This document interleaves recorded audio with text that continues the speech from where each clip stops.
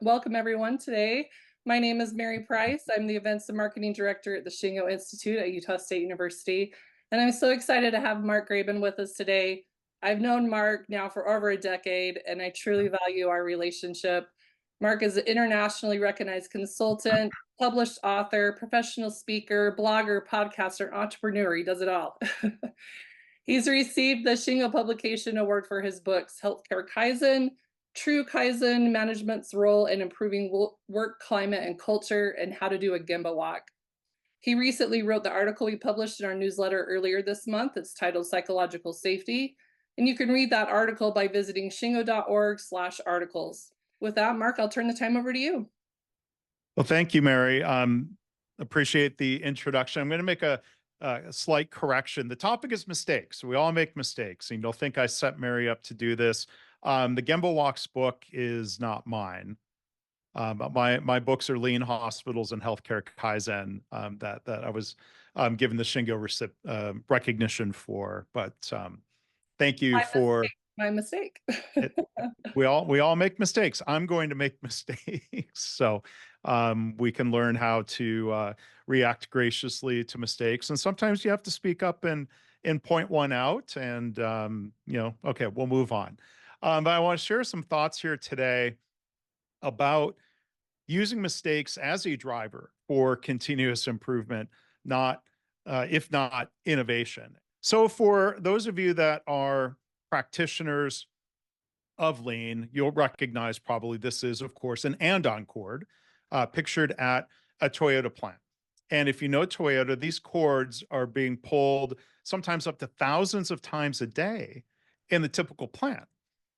But team members doing so can be a cultural expectation, but companies can't force this behavior if the cultural norms don't promote and accept and encourage that behavior of pulling the cord or speaking up.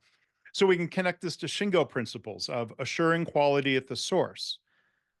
We can connect it to the principle of respect every individual, of realizing people want to do quality work. And when they've made a mistake or see a problem or have a concern, the expectation can be in certain cultures to pull the cord. If in doubt, pull the cord. And doing so has to get a positive, constructive, reinforcing response. Otherwise, it's not going to happen. So we can think and work backwards from this and other organizations that have people speaking up in different ways and ask what's required. And I think there's at least two key preconditions and things that we can work on addressing. One of them, which I'll share some more thoughts on here today, is this idea of psychological safety. Do I feel safe to pull the cord? Do I feel safe to speak up? Plus, effective problem solving. We need these two together. And a lot of organizations have invested a lot of time, a lot of money, a lot of effort in problem solving training. And that's a good thing, or it can be a good thing when it's combined with an environment where people feel a high sense of psychological safety. Otherwise, it's difficult to do problem solving if people are being punished for pointing out problems. And this is something a lot of organizations in different industries and different countries are working on. Pictured here,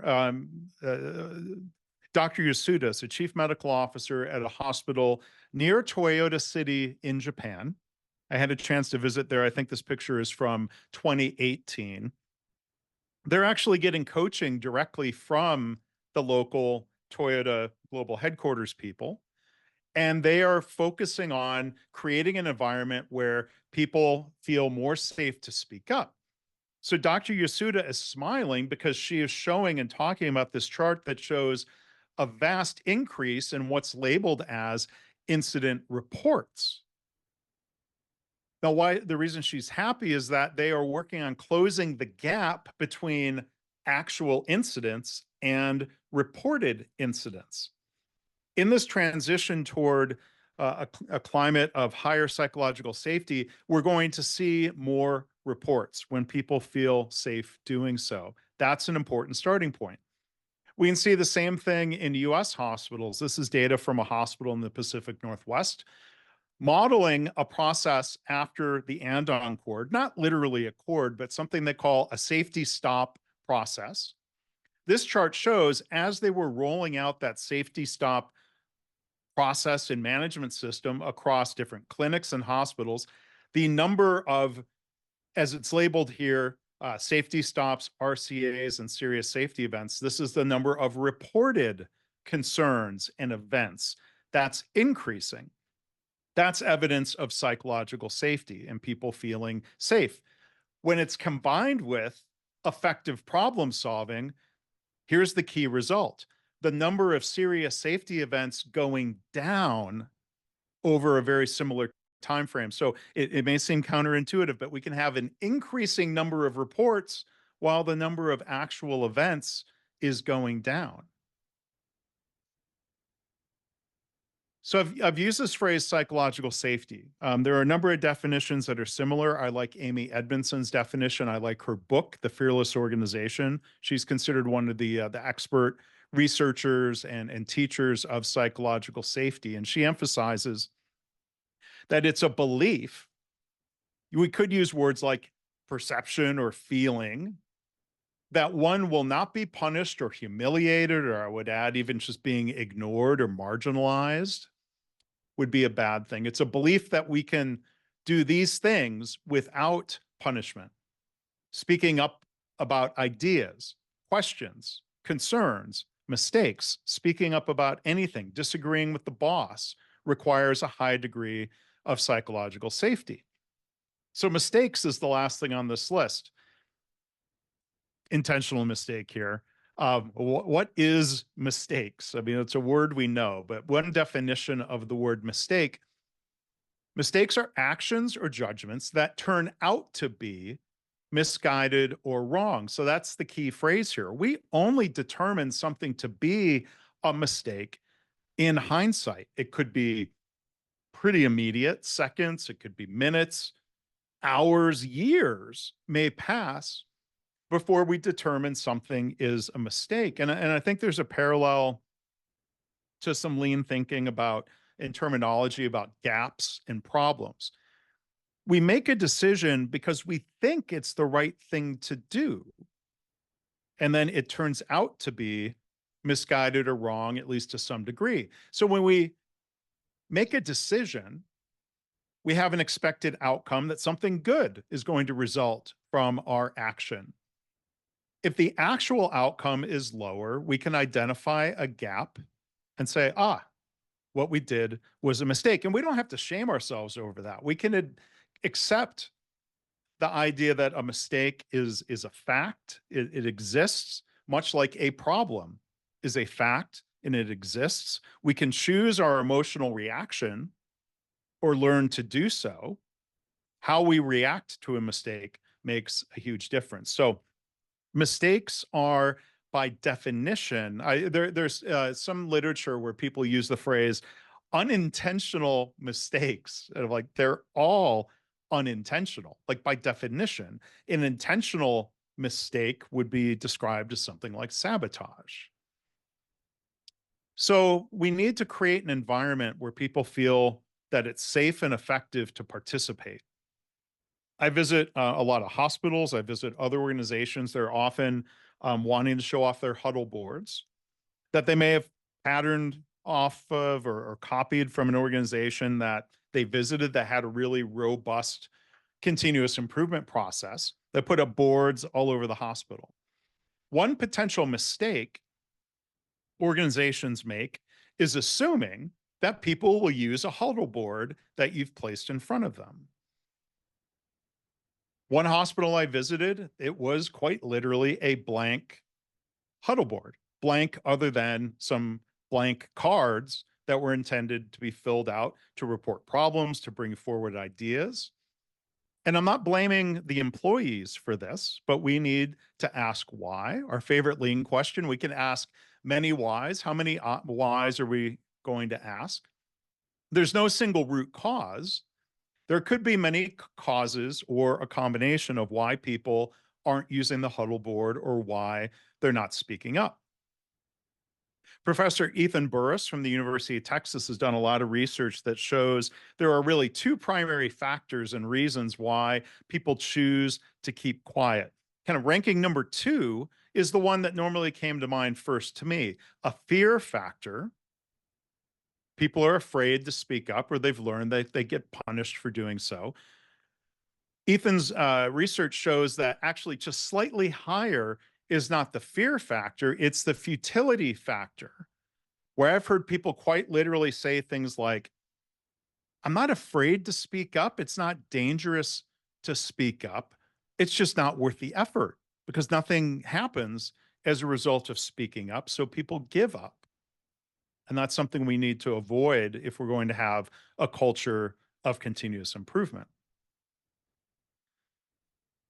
Now, if we're going to have a world-class culture or a lean culture or a Shingo Prize winning culture, we can look to Toyota. And I think there's a lot of evidence that psychological safety is present at Toyota.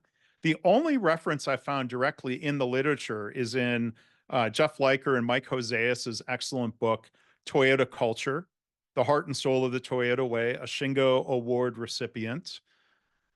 It says in the book, Toyota believes people must feel psychologically and physically safe. They must believe that any concerns they have will be taken very seriously.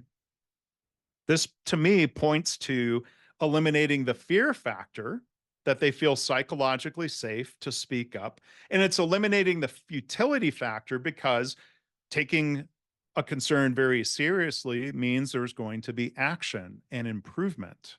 And I've had a chance to talk to Mike Hoseas about this. He agrees with me that even though they didn't really use the phrase psychological safety, that he agrees that those principles and concepts exist. We can see the evidence of it. People are speaking up, people are participating in improvement. So I think when we look in different organizations, again, our response to mistakes matters greatly. I've seen too many environments in different industries where the response was punitive. People get yelled at, people get in trouble, people get fired.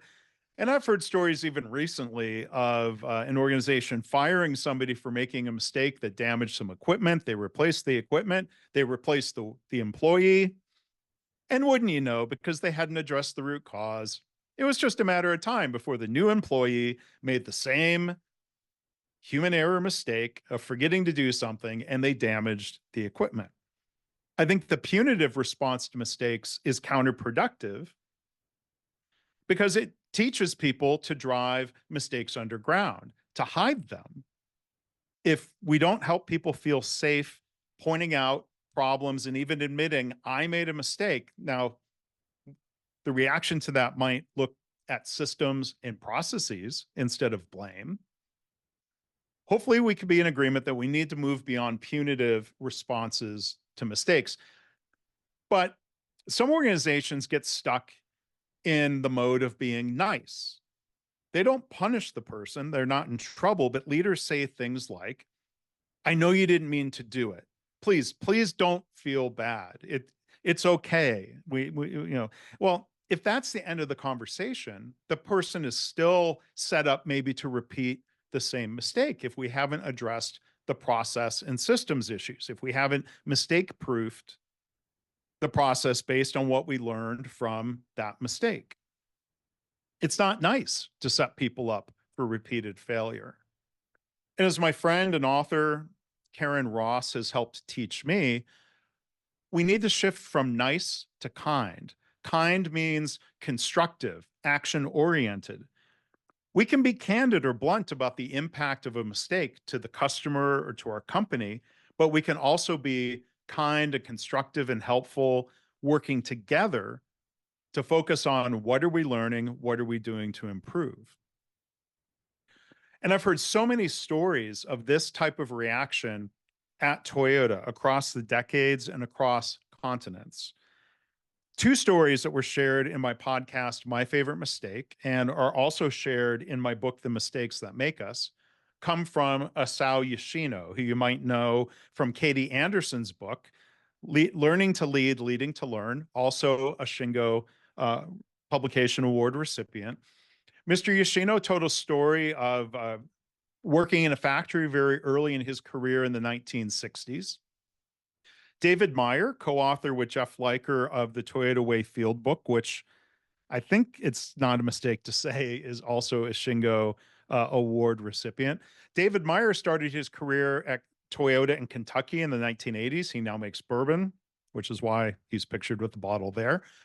But Mr. Yoshino and David Meyer were both working in a factory where they were involved in an incident where the wrong chemical was loaded into a machine. For Mr. Yoshino, it was in a paint shop. For David Meyer, it was in a bumper part molding, plastic molding operation. In both situations, when the problem was discovered, Toyota leadership basically apologized to them for putting them in the position where the mistake or the failure was even possible. So they were not only not punished, the company took responsibility for the process and the system that they were working in that was faulty. It was a materials management and supply chain problem in both cases where the incorrect chemical wasn't even supposed to be there. And I've heard other stories from Toyota people where it seems like it's a very consistent culture, not coincidence, that Toyota leaders tend to react to mistakes in this way. So, what can we do to build this type of environment? I want to point first to Jamie Benini from Toyota and TSSC, who defines the Toyota production system as an organizational culture of highly engaged people solving problems or innovating to drive performance. Well, how do we end up with what we would describe as highly engaged people? I would ask the question of, well, how do we engage them? How do we get them participating? And in the study of psychological safety and in the practice of it, we've learned one thing that does not work is just mandating or declaring you should speak up or we want you to speak up. It can be kind of aspirational. It can be sometimes guilt laden. Healthcare, I think, makes a mistake by often pressuring nurses to say, well, it's your professional obligation to speak up if you think that surgeon is about to do something wrong. When the nurses realize, sadly, the culture might be one of punishment and retribution for speaking up. So please just don't mandate or say, it's safe now. We want you to start speaking up. I think that's well intended, but ineffective. Because one thing I've learned is that an individual's choice to speak up isn't a matter of character or courage. I don't think it's fair to frame it that way. It's a function of culture. Do we feel safe speaking up or do we protect ourselves by being quiet? I have a thought experiment that I'm certain has played out for real. But think about what would happen if you have a Toyota team member who's worked for years, if not decades, in an environment where pulling the andon cord was an expectation and pulling the andon cord was rewarded. That employee, that team member would get very used to speaking up. Now, let's say they had to move across the country because of a family member.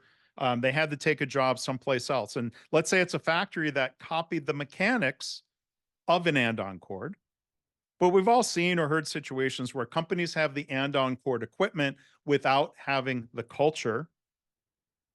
I'm guessing that Toyota team member would learn pretty quickly if they got yelled at for pulling the cord, they would probably learn pretty quickly to stop doing that in a different environment. Same person. And this is why I say it's not a matter of their character or their courage.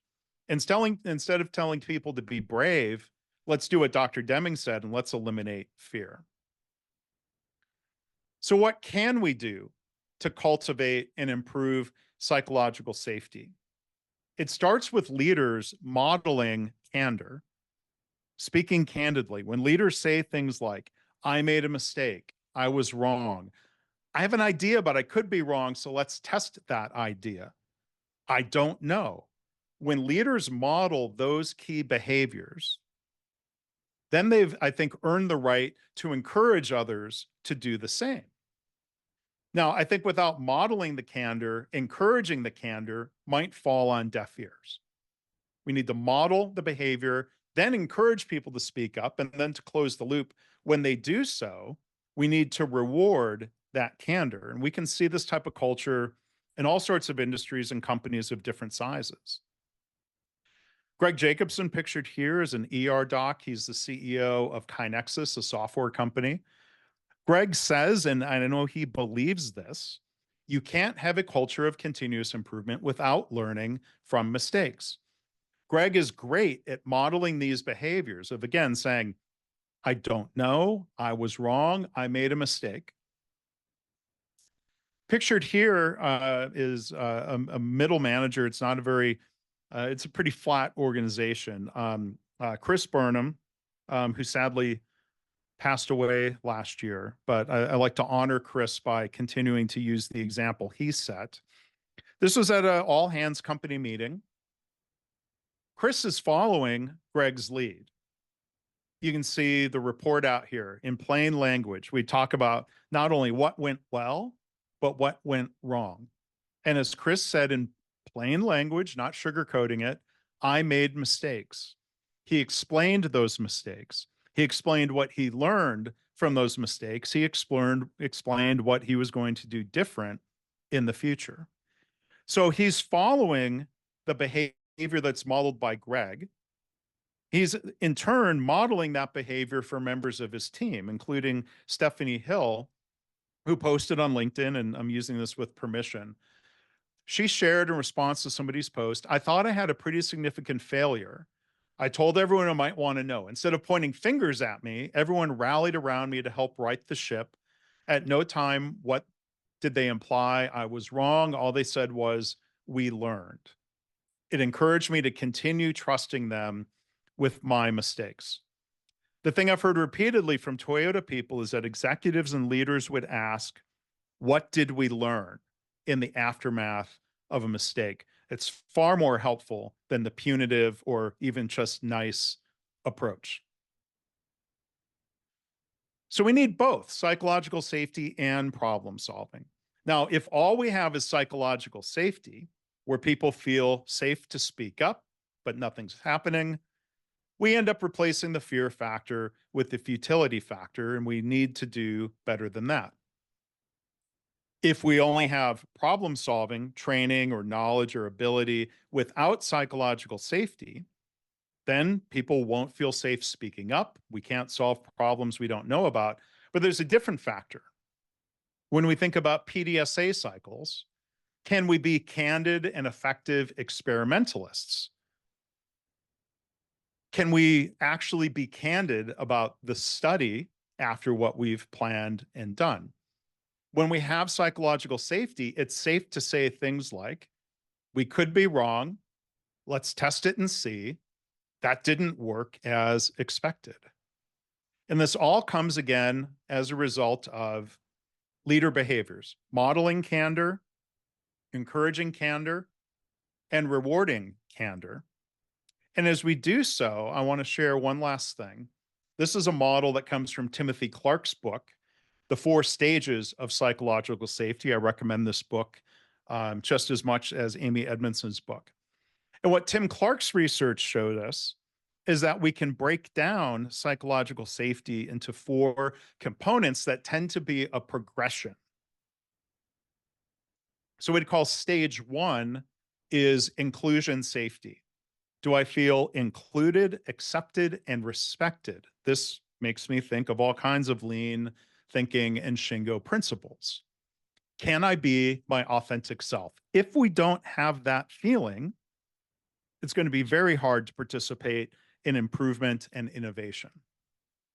Stage 2 is what Clark calls learner safety. Do I feel safe to learn and grow? Do I feel safe asking questions, admitting a mistake? That leads to contributor safety. Do I feel safe to contribute and create value and do my job without being micromanaged? And that leads to the pinnacle and the most difficult stage to reach, but the most meaningful, called challenger safety. Do I feel safe challenging the status quo? That's where Kaizen and innovation ultimately comes from. Can I be candid about change? So to reach world-class performance, or however we're framing it, we need in part a culture of improvement. To have a culture of improvement, we need in part a culture of learning from mistakes. To have a culture of learning from mistakes absolutely requires a culture of psychological safety. And that's why I've come to believe very strongly that psychological safety is a foundation and precondition for continuous improvement, for lean, for innovation, for operational excellence, and for business success. So this is about the fear and futility factors. How much at work does the fear factor affect you? So please use the slider. 1 means I always stay quiet because of fear. 10 means I always speak, I feel safe speaking up. 1 for the futility factor means I always keep quiet because of futility. A 10 would mean, nah, that's not a concern. I can always speak up. And as we see the votes coming in, with any reasonable number of votes and people from different organizations, you can see not just the average, but the distribution. We've got a range of responses. Sadly, we've got some 1s, some 2s and 3s. We've got some 8s, 9s, and 10s. And so, I think a lot of this, again, is an impact. It's one way of measuring or thinking about culture. Ideally, these scores, we would want these to be 1s. So I'm going to move along. Thank you to everybody who voted. Let me hit advance. Here's a question of choosing one of 3 responses. What's the most likely reaction to mistakes in your workplace? As I tried talking through it, punitive, nice, or kind. We know what punitive means. Nice is about making people feel better. Kind is that constructive, helpful, even challenging approach. And gosh, we've got, oh, okay, we got some kind votes, but right now it's at 6 punitive, 13 nice, 3 kind. So thank you for those responses. That's hopefully an opportunity for some discussion. And then I'm going to move to the last question here. 4 responses with the sliders. And again, this is related to Tim Clark's 4 stages of psychological safety. A 1 here means I feel very unsafe. A 10 would mean I feel very safe on these 4 dimensions. So the first is I feel inclusion safety, safe to be myself. Second is I feel learner safety, safe to learn. Third is I feel contributor safety, safe to fully contribute. And 4th is I feel challenger safety, safe to challenge the status quo. And we've got responses coming in.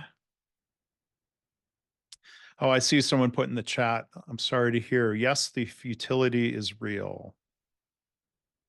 So that's an opportunity for all of us to try to help reduce that futility factor.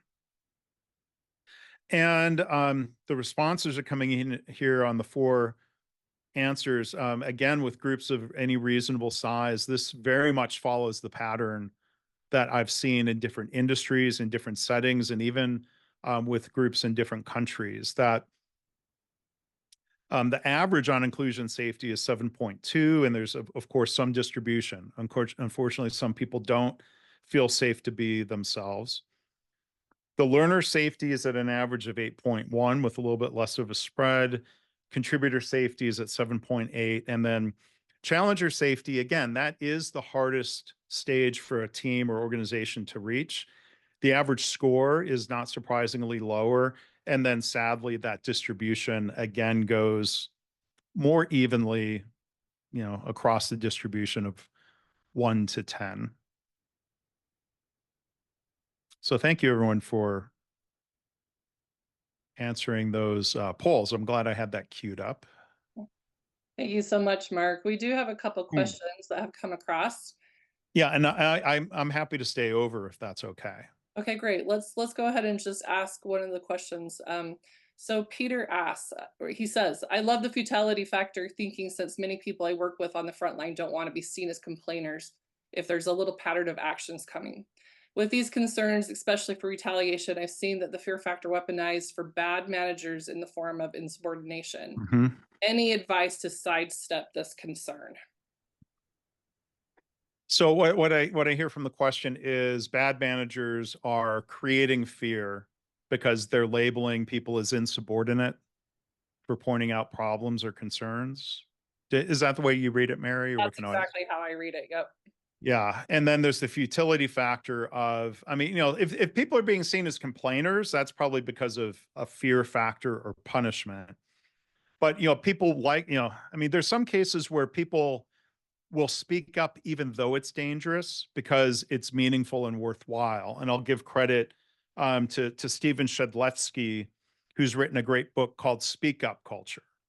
I mean, he talks a lot about psychological safety. I love his framework that, people will speak up if it's some combination of safe and worthwhile. So you think it's situations where safety is at stake.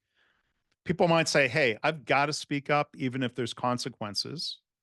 But then if nothing happens, they might stop speaking up because of futility. So the advice to sidestep the concern, is I think it's one of these situations of you've got to try to change the leaders of behaviors. And I think that's going to tend to flow in a top down way.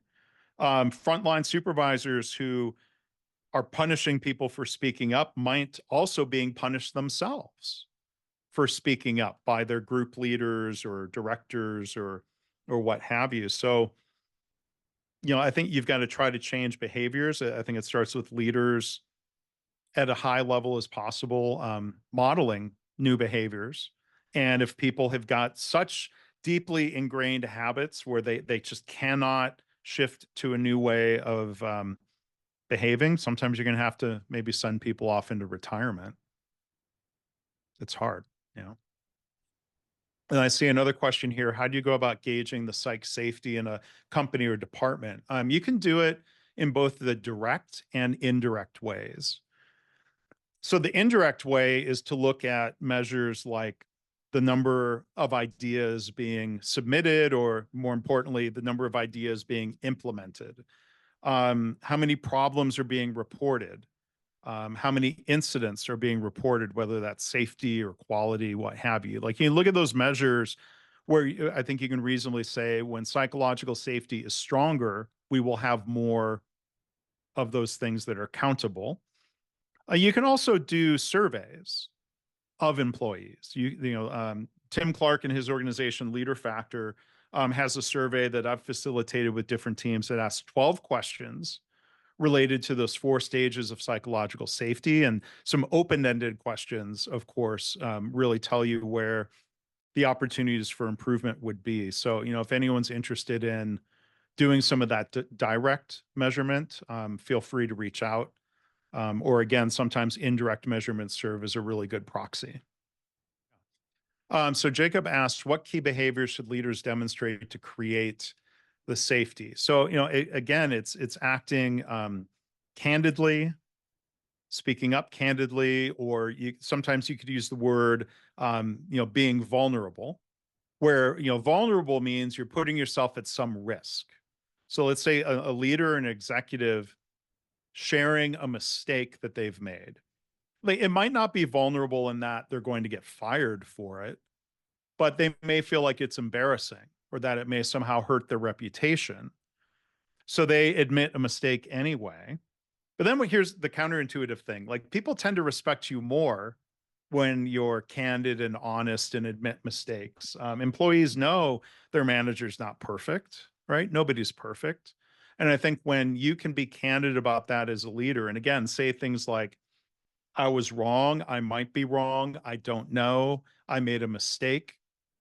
Those are some of the key behaviors. And, you can also break down, a long list of other behaviors that help people feel safe, like drawing out um, opposing views or opinions. Like, instead of a leader saying, well, people should speak up, like going out of your way to continually encourage people to speak up, to disagree, then reacting well when they do can help build that sense of safety. I think it's a helpful habit when leaders, let's say if a leader presents a plan or an idea, don't ask, the closed-ended question of, do any of you disagree with this? Like that might be scary. You can ask it more positively and more open-ended and assume there are some problems with the plan. So the question might be, please tell me what flaws or gaps you see in the plan. How can we make this better? I think questions like that are more likely to draw out input. We can get to better ideas, to better performance. And then again, like if you encourage people to speak up, you'd better reward it. Don't just tolerate it. Don't ignore it. Don't punish it. Reward it. Great. We do have one other question. Sure. What are some ideas to get leaders to go from nice to kind when it comes to a response to mistakes? Well, I'll point, I mentioned Karen Ross earlier. Um, Her book, The Kind Leader, is a great resource for this or anything that Karen has said or presented about this. Like, in a nutshell, nice is about helping the other person feel okay, or nice might be easier for you as the leader. Like, there are times where an employee's made a mistake, and one example of nice would be to just ignore the mistake. You're like, yeah, it's a typo. It's not a big deal. I don't want them to feel bad. I'm not going to point it out. Where I think a kind response would point out the opportunity for improvement because we're trying to help that person. We know they can do better. If they're making a grammatical error, they can learn. They're an adult, they're a professional. So I think, kind is really more about the person you're trying to help instead of your feelings of like, well, I don't want to feel bad. I don't want them to be uncomfortable. That's one way I would try to summarize this. Perfect response. All right. I don't think we have any other questions. So thank you Okay. again, Mark, and I hope Yeah. everybody enjoys the rest of your day. Thanks, Mary. Thanks everyone for being here.